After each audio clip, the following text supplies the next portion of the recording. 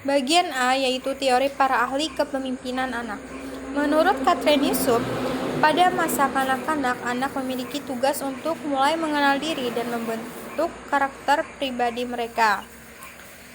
Maka sangatlah tepat jika sebagai orang tua kita mulai mengembangkan keterampilan kepemimpinan kepada anak kita agar kelak mereka menjadi pemimpin masyarakat dan bangsa di masa depan.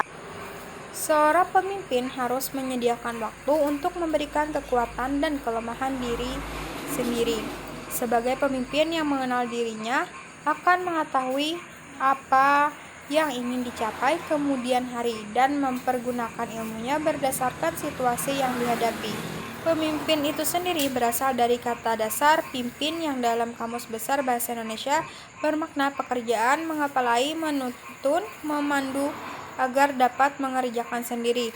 Artinya, pemimpin adalah individu yang melakukan kegiatan pemanduan tersebut atau orang yang mampu bertanggung jawab. Nah, secara umum, tahapan perkembangan menurut Harlock dibagi menjadi masa bayi, masa kanak-kanak, remaja, dan dewasa. Perhatian pada masa kanak-kanak awal dan akhir. Masa kanak-kanak dibagi menjadi 2 periode, yaitu masa kanak-kanak awal 2-6 tahun dan masa kanak-kanak akhir 7-12 tahun. Perkembangan biologis pada masa ini berlangsung pesat dan secara sosiologis ia masih sangat tergantung oleh lingkungan dan keluarganya. Oleh karena itu, keluarga memiliki peran yang cukup penting dalam perkembangan anak mereka. B. Menumbuhkan kepemimpinan pada anak. Kepemimpinan adalah tanggung jawab semua orang, karena perilaku setiap orang berpotensi mempengaruhi orang lain, di mana guru harus memberikan kesempatan yang menjanjikan bagi siswa untuk memperbesar konsepsi kepemimpinan mereka dengan menghubungkan emosi mereka dengan menghubungkan emosi dirinya sendiri, seperti dengan tema sebaya, disiplin mendengarkan pendapat guru ataupun teman sebayanya yang berani dalam bertanya. Pelajaran bagi siswa sebagai calon pemimpin adalah bagaimana cara guru memperbesar keinginan untuk memicu rasa ingin tahu. Mendengarkan dengan rasa ingin tahu adalah tindakan kreatif yang paling kuat dan dapat dilakukan. Bismillahirrahmanirrahim. C. Strategi penumbuhan kepemimpinan pada anak. 1. Mengajarkan untuk mencari solusi dalam setiap masalah. Yang kedua, dukungan aktivitas berkelompok anak. Yang ketiga, bicarakan anak untuk mandiri. Yang keempat, ajak anak untuk membuat rencana. Yang kelima, asah kembali kemampuan komunikasinya.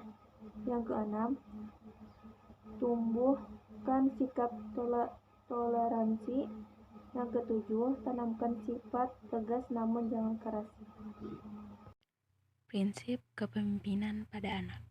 Menurut teman Sony Tambunan, prinsip-prinsip kepemimpinan yaitu: pertama, melayani. Dengan prinsip melayani, seorang pemimpin akan lebih menggunakan kepentingan orang-orang yang dipimpinnya.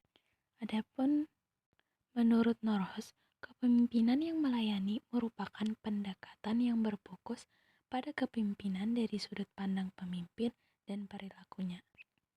Adapun menurut Larry Jaspers, mengacu pada pemikiran Greenleaf, terdapat 10 karakteristik yang menjadi inti mengembangkan kepemimpinan yang melayani, yaitu seperti mendengarkan, menyembuhkan, penyadaran, memiliki sifat persuasif, dan empati.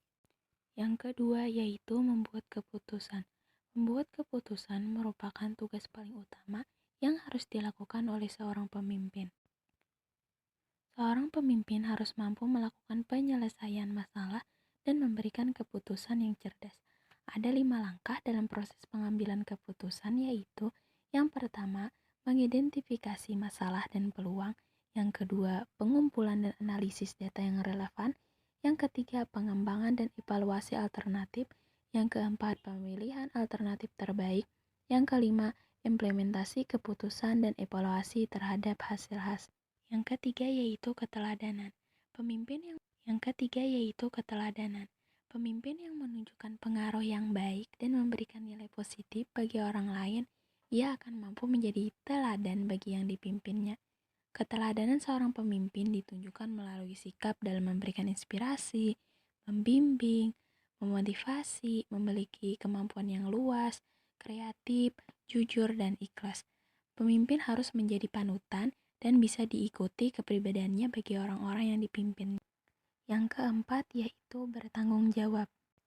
Sebagai seorang pemimpin, harus melakukan perubahan yang lebih baik dari keadaan sebelumnya. Tanggung jawab seorang pemimpin terdiri dari 2 tahap, yaitu bertanggung jawab menyelesaikan masalah. Yang keempat yaitu bertanggung jawab.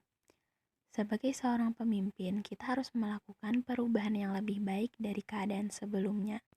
Yang terakhir yaitu bekerja sama dan menciptakan perubahan.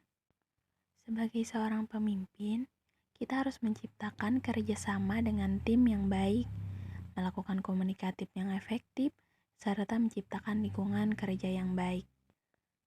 Sebagai seorang pemimpin, kita juga harus membuat terobosan-terobosan baru sehingga tercapainya suatu pembaharuan yang baik. Dengan kreativitas pemimpin, akan berani menciptakan peluang-peluang dan berani menghadapi tantangan-tantangan yang besar dalam mencapai tujuan yang diinginkan.